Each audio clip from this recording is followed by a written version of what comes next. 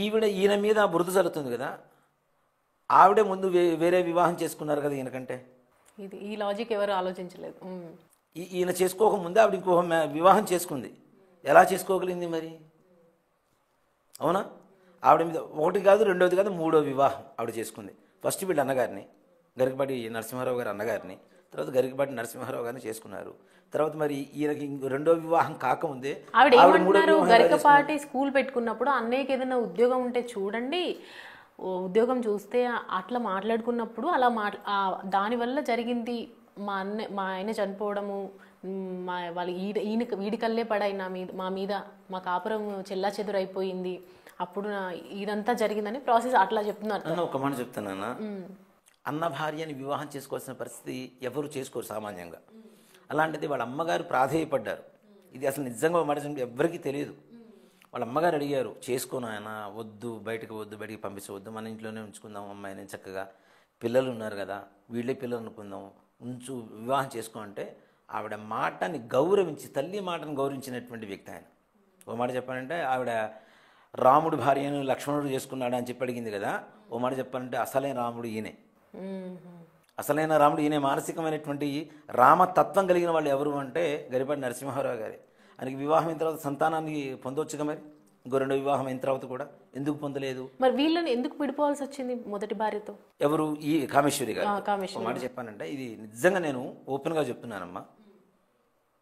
గరికపాటి నరసింహారావు గారు ఆయనకు ఉండేటువంటి పాండిత్యాన్ని నలుగురికి పంచాలి, అందరికీ తెలియచేయాలి, మన సనాతన ధర్మాన్ని బ్రతికించాలి అనేటువంటి ఒక ఆలోచనతో ఆయన ఏం చేశారు అంటే ఆంధ్ర మహాసభలు, ఈ సభలకు వెళ్ళటం, ఈ బిజీలో ఉన్న సమయంలో ఖచ్చితంగా చెప్తున్నాను, ఇది కావాలంటే నేను రూఢితో సహా, ప్రూఫులతో సహా ప్రూవ్ చేస్తాను. నేను తీసుకొచ్చే మనుషుల్ని, ఒక వయోలిన్తో ఆవిడకి పరిచయం ఏర్పడింది. కొడుకుల్ని ఇద్దరిని ఇంట్లో పడేసి ఆవిడ వెళ్ళి పెళ్లి చేసుకుంది అతనితో. మరి డివోర్స్ తీసుకోకుండా ఏం చేస్తారు ఈయన? ఈ సంగతి ఎవరికైనా తెలుసా? తెలియదు. ఈ కోణం ఎవ్వరికీ తెలియదు. తెలియకుండా ఇష్టం వచ్చినట్టు ఆయన మీద బురద జల్లేసి, ఓ కామాంధుడు, నీచుడు, చీకటి కోణాలు, అది ఇది అని ఇష్టం వచ్చినట్టు వ్యూస్ కోసం ఇష్టం వచ్చిన థంబ్లైన్స్ పెట్టేసి వదిలేస్తున్నారు రోడ్ల మీద. దానివల్ల ఏం నాశనం అవుతున్నారు? మనమే నాశనం అవుతున్నాం. ఆయనకేం హాయిగా ప్రశాంతంగా ఉంటారు. చెప్పకపోతే ఆయనకు గడవదా? ఆయనకున్న ఆస్తిగా ఆయనకు గడవదా? ఈవిడ ఆస్తి తీసుకున్నారని చెప్పి ఆవిడ చెబుతుంది. ఆయనకున్న ఆస్తి ముందు ఈవిడకున్న ఆస్తి ఎంత చెప్పండి? అవునా? ఈవిడ తర్వాత వివాహం చేసుకున్నారు. మరి ఆయనకంటే ముందు వివాహం ఎలా చేసుకోగలిగారు ఆవిడ? ముందు పరిచయం లేకుండా వయోలిన్ని, ఒక వయోలిన్ విద్వాంసుడు, ఈవిడ సంగీత కచేరీలు చేస్తూ ఉంటుంది. ఆ సంగీత కచేరీలో పరిచయం అయినటువంటి వయోలిన్ విద్వాంసుడిని వివాహం చేసుకుంది ఈవిడ. ఆయనకంటే ముందు కానీ ఈవిడికి మూడో వివాహం అయింది, ఆయనకి రెండో వివాహానికి ముందే. ఎలా అయింది మరి? ఓకే, ఈయన కామాంధుడు అనుకుందాం, మరి వివాహం ఒప్పుకోకుండా వివాహం అయితే చేసుకోలేదుగా. అవునా? మరి ఒక ప్రవచనంలో గొల్లపూడి మారుతిరావు గారు ఒక సభ నిర్వహించారు. సభ నిర్వహిస్తే సభలో వీళ్ళిద్దరూ కలిసి ఉన్నారు. కామేశ్వరి గారు, గరికపాటి నరసింహారావు గారు సభలో కూర్చొని ఉన్నారు. కూర్చొని ఉన్నప్పుడు ఆవిడ వారంటే ఎంత ఇష్టమో, ఎలా ఉంటారో ఎలా చెప్పగలిగింది మరి? ఆయన అంటే ఇష్టం లేకుండా, ఆయన కామాంధుడు అని చెప్పి మాట్లాడుతుంది కదా, నీచుడు, ఆయన పేరే నోట్లో పలకడం ఇష్టం లేదు అని. ఆయన పేరు పలకాలి అంటే నరసింహారావు గారు కదా, నారసింహ శబ్దాన్ని పలికితే లోపల ఉండేటువంటి సకల పాపాలు నాశనం అవుతాయి. ఆ సంగతి తెలుసుకొని ఒకసారి ఆయన పేరుతో ఉన్న స్వామివారిని తలుచుకుంటే ఆవిడకుండే చేసిన పాపాలన్నీ కూడా పోతాయి. ప్రతి ఒక్కళ్ళు ఆడవాళ్ళు చెప్తే ఇది కరెక్ట్ అనుకుంటే తప్పు. ఎవరి కోణంలో వాళ్ళు చెప్తూ ఉన్నారు. అసలు నిజమైనటువంటి ఆ నిజానికి ఉండేటువంటి కోణం ఏంటో చూడకుండా ఇష్టం వచ్చినట్టు మాట్లాడటం అనేది చాలా తప్పు. నిజంగా ఒక మాట చెప్తానన్నా, ఇప్పుడు అన్నగారి కొడుకులు ఈయనకు సంతానం తీసుకోవచ్చు కదా రెండో వివాహం అయిన తర్వాత. ఆ ఇద్దరు కొడుకుల్ని ఎందుకు ఇచ్చేస్తున్నారు? అవునా? కొడుకుతో క్రిమినల్ కేసులు పెట్టించారని చెప్పారు. అవును, వాలి సుగ్రీవుని కథ చెప్పినందుకు నా మీద క్రిమినల్ కేసు పెట్టించారు అని చెప్పారు కదా ఆవిడ.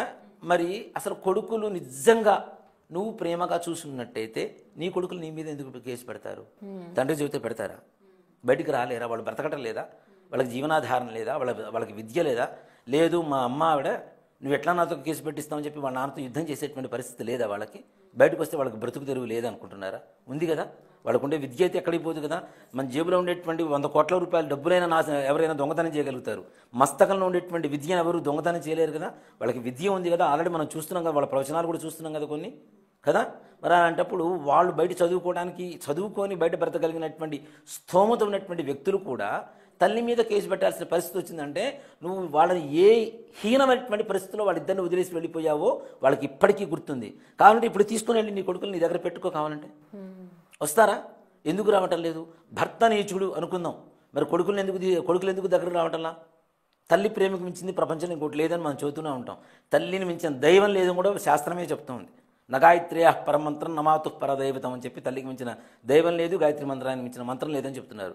మరి అలాంటి తల్లిని కూడా ద్వేషించేంత స్థాయిలో, అంటే తల్లి అనేటువంటి ఒక పదానికి కూడా కళంకం తెచ్చినటువంటి నువ్వు ఒక పెద్ద అంటే భారతదేశంలో ఉన్నటువంటి అత్యున్నతమైనటువంటి పురస్కారాన్ని పొందినటువంటి కొంతమంది హిందువుల్ని, తప్పుదోవ పడుతున్నటువంటి హిందువుల్ని సరైనటువంటి దారిలో నడిపిస్తున్నటువంటి ఒక మహానుభావుడి మీద ఇన్ని సంవత్సరాల తర్వాత 2001లో నువ్వు బయటికి వెళ్ళిపోతే 2024 నువ్వు గొడవ చేయాల్సిన అవసరం నీకేంటి?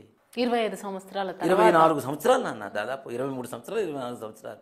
ఇన్ని సంవత్సరాల తర్వాత నువ్వు ఎందుకు గొడవ చేస్తున్నావు? ఎవరు నీ వెనక ఉండి నడిపిస్తున్నారు? హిందుత్వాన్ని నాశనం చేయాలని నీకు ఎందుకు అంత ఇది పుట్టింది? నువ్వు నేను హిందువుని, నేను పూజ చేసుకుంటుంటాను, నా ఉపాసన చేసుకుంటాను, అది చేస్తాను ఇది చేస్తానని చెప్తున్నావు. అంత ఉపాసన చేసేటువంటి అమ్మవారు నీకేం చెప్పింది? నువ్వు చేస్తున్న దేవుడు నీకేం చెప్పాడు? ఎదుటివాడి జీవితాన్ని నాశనం చేయి, హిందుత్వాన్ని నాశనం చేయని చెప్పి దేవుడు చెప్పాడా? అలా నువ్వు చేయడం వల్ల ఏం నాశనం అవుతుందని నీకు ఆ మాత్రం ఆలోచన లేదా? నువ్వు సాంస్కృతిక ఫ్యాకల్టీ ఆవిడ, సాంస్కృతిక కాలేజెస్లో సాంస్కృతి చెప్తూ ఉంటారు ఆవిడ. ఆవిడతో పాటు పని చేసిన వాళ్ళు నాకు తెలుసు. అంటే ఆవిడ గురించి మీకు సవివరంగా ఆవిడతో పరిచయం ఉన్నటువంటి వ్యక్తులతో నేను మాట్లాడిన తర్వాతనే మీడియా ముందుకు వస్తున్నాను. లేకపోతే ఇంతవరకు ఇదే ఫస్ట్ వీడియో నేను ఆయన వారి గురించి చెప్పడం కూడా. ఓ మాట చెప్పానంటే సవివరంగా ఆయన ఉన్న పరిస్థితి ఏంటి, ఆయన ఉన్నత భావాలేంటి, ఆవిడ చేసిన పరిస్థితులు ఏంటి, నిజంగా చెప్తున్నాను. నా పిల్లలు ఇద్దరిని కూడా వదిలేసి వెళ్ళిపోయింది ఆవిడ ఇంకో ఆయన ఎవరైనా వివాహం చేసుకోవడానికి. మరి అది తప్పు కదా? నువ్వు రోడ్డు మీద పడేసిపోయినప్పుడు ఆయన ఆదుకున్నాడు, సొంత కొడుకులాగా చూసుకున్నాడు. ఎంత అన్న కొడుకులు ఉన్నా సొంత కొడుకును ఇంకో కొడుకు కావాలంటే తీసుకోవచ్చు, లేదా కూతురు కావాలంటే పుట్టొచ్చు. కానీ వాళ్ళు ఎవ్వరూ వద్దు, వీళ్ళిద్దరి మీదనే ప్రేమ పోతుంది, ఇంకో కొడుకో కూతురు పుడుతుందని చెప్పి ఆ చేసుకున్న రెండు ఆవిడ చేతులు ఆవిడ కాళ్ళు కూడా దండం పెట్టారు. ఎవరైనా మాతృత్వాన్ని కోరుకుంటారు.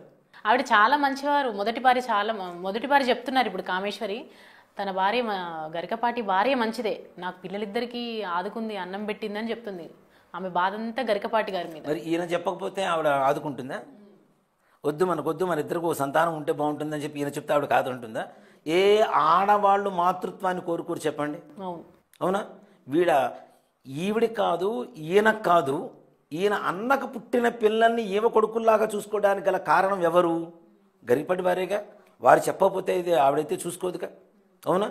మరి అలాంటప్పుడు ఆవిడ మంచిది, ఈయన చెడ్డవాడు అని చెప్పి ఎట్లా మాట్లాడతారు? చెప్పింది మూలం ఈయనే కదా, నా అన్న కొడుకులు నా కొడుకులే, ఏమనకు సంతానం వద్దు, వీళ్ళు ఉంటే చాలు అని చెప్పి వాళ్ళని చేశారు. ఇవాళ రోజున అందరూ మరి వాళ్ళు కూడా ప్రవచనాలు ఇస్తున్నారు. గురజాడ, శ్రీశ్రీ వీళ్ళు కూడా ప్రవచనాలు ఇస్తున్నారు. చక్కగా వాళ్ళ భవిష్యత్తు బాగుంది, వాళ్ళ జీవితంలో వాళ్ళు సెటిల్ అయిపోయారు హాయిగా. అలా ఆ స్థాయి వరకు తీసుకొచ్చింది ఎవరు? మరి నా కొడుకులు కాదు, నా అన్న కొడుకులు కదా అని చెప్పి వాళ్ళని ఏ అనాథాశ్రమంలో చేర్పిస్తే ఏం చేస్తారు? అవునా కదా? మరి ఇంట్లో పెట్టుకుని ఇంత పెద్దవాళ్ళని చేసినందుకు మరి ఆయన ఎందుకు నువ్వు అగౌరవంగా మాట్లాడుతున్నారు? తప్పు కదా. అంటే అన్నీ తెలిసి కావాలని చెప్పి, నా ఉద్దేశం అయితే ఇదేనన్నా, తప్పనిసరిగా హిందుత్వాన్ని దెబ్బతీయడానికి కొన్ని దుష్ట శక్తులు ఆవిడ వెనక ఉండి నడిపిస్తున్న సంగతి మాత్రం ఇక్కడ అవగతమవుతుంది, అందరికీ తెలిసిపోతుంది, అర్థమవుతూనే ఉంది. పర్సనల్ లైఫ్ని ఎవరు అసలు తొంగి చూడాల్సిన అవసరం లేదు. ఒకటి చెప్తానన్నా, నెగిటివ్లో కూడా పాజిటివ్ వెతకగలగాలి. అలాంటిది పాజిటివ్లో కూడా నెగిటివ్ వెతుకుతాము అంటే ఇంకెక్కడ అర్థం ఉంటుంది నాన్న? ఎవరికుండే బాధలు వాళ్ళకుంటాయి, ఎవరికుండే సమస్యలు వాళ్ళకుంటాయి. దాని కాకుండా ఆయన చెప్పే మంచి మొత్తం తీసి పక్కన పడేశారు. ఒక్కసారిగా గరికపాటి వారి చీకటి కోణాలు అని పెట్టారు.